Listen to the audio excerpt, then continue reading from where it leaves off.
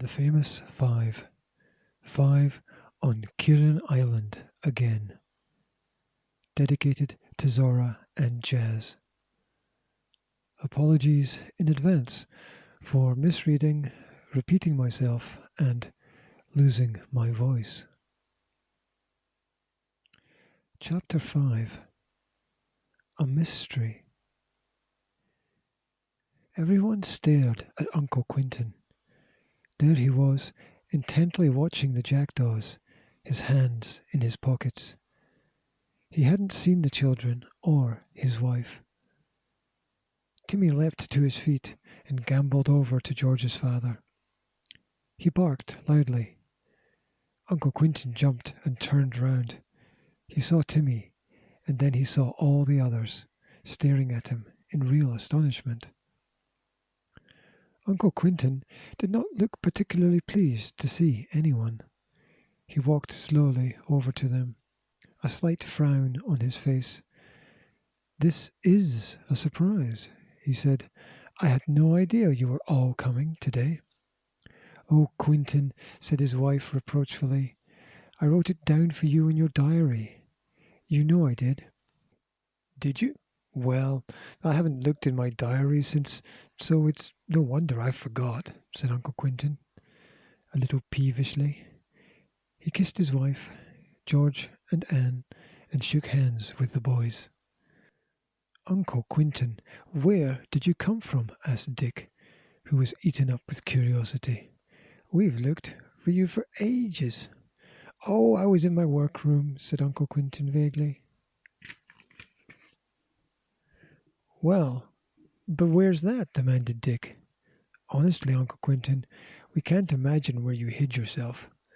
We even went up the tower to see if you were in that funny glass room at the top." "What?" exploded Uncle Quintin, in a sudden surprising fury. "You dared to go up there? You might have been in great danger. I've just finished an experiment, and all those wires in there were connected with it." "Yes, we saw them acting a bit strangely," said Julian. "You've no business to come over here and interfere with my work," said his uncle, still looking furious. "How did you get into that tower?" "I locked it." "Yes, it was locked all right," said Julian, "but you left the key in, you see, Uncle. So I thought it wouldn't matter if—" "Oh, that's where the key is it?" said his uncle. "I thought I'd lost it. Well, don't you ever go into that tower again, I tell you. It's dangerous." "Uncle Quintin, you haven't told us yet where your workroom is," said Dick, who was quite determined to know. "We can't imagine where you suddenly came from." "I told them you would turn up, Quintin," said his wife. "You look a bit thin, dear. Have you been eating regular meals? You know I left you plenty of good soup to heat up." "Did you?" said her husband. "Well, I don't know if I've had it or not. I don't worry about meals when I'm working. I'll have some of those sandwiches now, though, if nobody else wants them." He began to devour the sandwiches, one after another, as if he was ravenous. Aunt Fanny watched him in distress. "Oh, Quintin, you're starving." "I shall come over here and stay and look after you." Her husband looked alarmed. "Oh, no, nobody is to come here. I can't have my work interfered with. I'm working on an extremely important discovery." "Is it a discovery that nobody else knows about?" asked Anne, her eyes wide with admiration. How clever Uncle Quintin was. "Well, I'm not sure about that," said Uncle Quintin, taking 2 sandwiches at once. "That's partly why I came over here, besides the fact that I wanted water round me and above me. I have a feeling that somebody knows a bit more than I want them to know. But there's one thing, they can't come here unless they're shown the way through all those rocks that lie round the island. Only a few of the fishermen know that, and they've been given orders not to bring anyone here at all. I think you're the only other person that knows the way, George." "Uncle Quintin, please do tell us where your workroom is," begged Dick, feeling that he could not wait a single moment more to solve the mystery. "Don't keep bothering your uncle," said his aunt, annoyingly.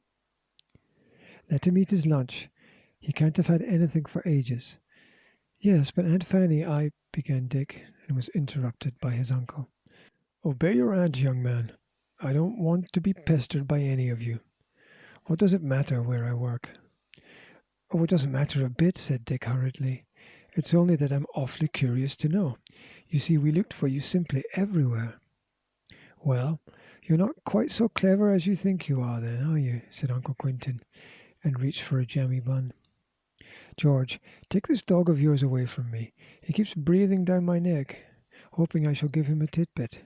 I don't approve of titbits at mealtimes. George pulled Timmy away. Her mother watched her father gobbling up the rest of the food. Most of the sandwiches she had saved for tea time had already gone. Poor Quentin, how very hungry he must be.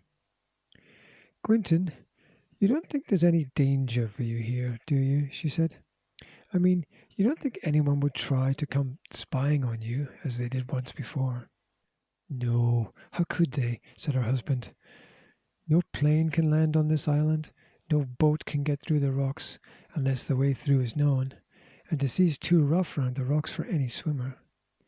Julian, see if you can make him promise to signal me night and morning, said Aunt Fanny, turning to her nephew. I feel worried about him somehow. Julian tackled his uncle manfully. Uncle, it wouldn't be too much of a bother to you to send a signal to Aunt Fanny twice a day, would it?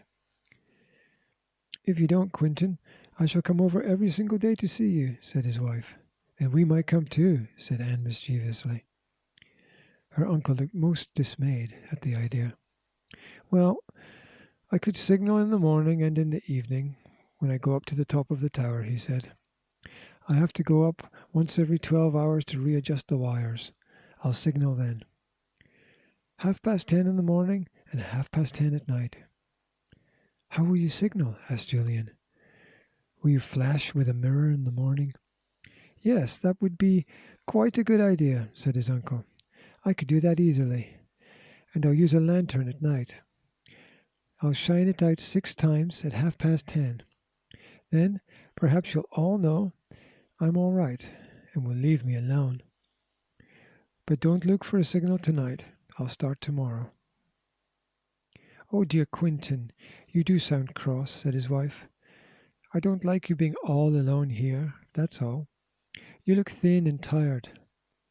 I'm sure you're not, but Uncle put on a scowl exactly like George sometimes puts on. He looked at his wristwatch. Well, I must go, he said. Time to get to work. I'll see you to your boat.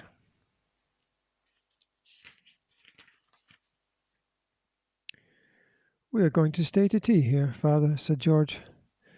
No, I'd rather you didn't, said her father, getting up. Come on, I'll take you to your boat. But, Father, I haven't been on my island for ages, said George indignantly. I want to stay here a bit longer. I don't see why I shouldn't. Well, I've had enough interruption to my work, said her father. I want to get on. We shan't disturb you, Uncle Quentin, said Dick, who was still terribly curious to know where his uncle had his workroom. Why wouldn't he tell them? Was he just being annoying, or didn't he want them to know?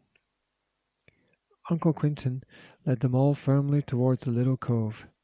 It was plain that he meant them to go, and to go quickly. When shall we come over and see you again, Quentin? Asked his wife.